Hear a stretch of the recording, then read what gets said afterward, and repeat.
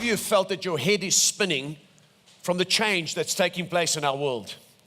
Change is coming at such a rapid pace that people are feeling the stress and the pressure of this rapid change. So this morning I want to speak to you in the first of our series on experiencing and managing change. How do we learn how to experience it correctly, and how do we manage it so that it brings out the best in our lives? So let me give you 7 things about managing change this morning. Number 1, we must manage it effectively and positively. If you become negative and you don't know how to handle change, you will damage your life instead of causing your life to thrive and blossom. There are 4 basic types of change that we need to understand if we're going to be positive about managing change. 2 of them happen to you, 2 of them you initiate. How many of you know it's difficult to handle change when it's thrust on you? Number 1 is change which happens around us. Sometimes that's difficult because it's political change, financial change, interest rates rise, you've got no control over it. Your partner says they want out of the marriage. That's what can happen around you. Or in fact, number 2, it's what happens to us that is also hard. We didn't ask for it, but it's happening to us. We're being retrenched. We've been asked to leave our jobs. Now, how are we going to respond to that? Positively and effectively. The next 2 are easier to handle. It's the change that happens in us. Because we can control that. We can determine how much we allow God to do. We can control our attitudes. Don't forget that. And number 4, that which we initiate, that which we decide to do, like when we decide to change our car. It's easier to handle that change because we decided to do it. We bought a house. We changed our job. We chose someone to get married to. So let's look at 7 common responses. Maybe you can say to yourself today, this is me. This is me. I need to look to God to help me here. Number 1, the first response is a negative response. It's we feel like victims. Feel like, oh, why is this happening to me? Why is life throwing this? What have I done to deserve this? But that's a wrong response. The second response is to feel overpowered. I can't cope with this. I'm just sticking with my old phone. But we've got to trust God to be adaptable and flexible. Otherwise, the world will leave us behind. Number 3, you can dread it. Oh, I'm dreading the change. Oh, I wish it could stay the way it was. Number 4 is a hard one because it's emotional. We feel unsettled and insecure.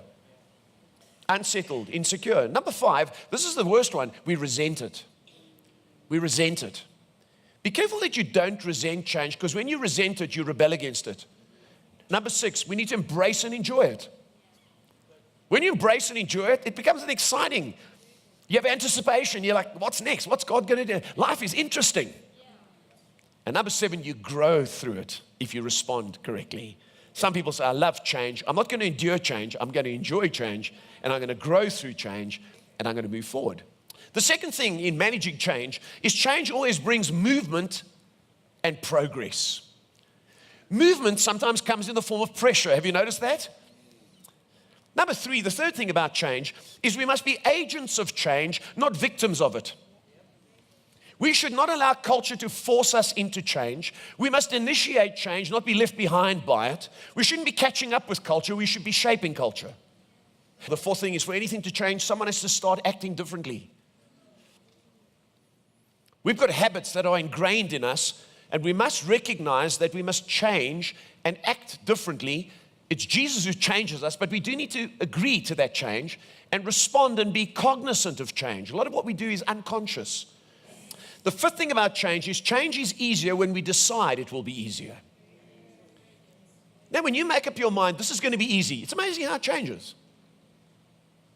And when it comes to you being, employed or changing your job, you make a decision, I'm changing my job.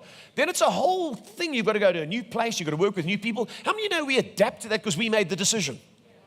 The sixth thing today is we change when we have clear direction and clear reasons. I don't know about you, but I don't change when you tell me to change. You've got to give me reasons to change. If you want me to sit somewhere else, if you want me to park somewhere else, I'd like to know the reason. It helps me. Isn't that true? Number 7. Change is essential to grow and advance in life. Some people just never change. They don't want to change. And as a result, they don't grow. All they do is grow older. They grow bigger, they grow older, but they don't grow as people. Some people only change when they feel the heat. Other people change when they see the light. I want to change when I see the light, not when I feel the heat. And you know, when you make a decision and you see the light and you get a glimpse and you get revelation, you make the decisions, you find it's amazing.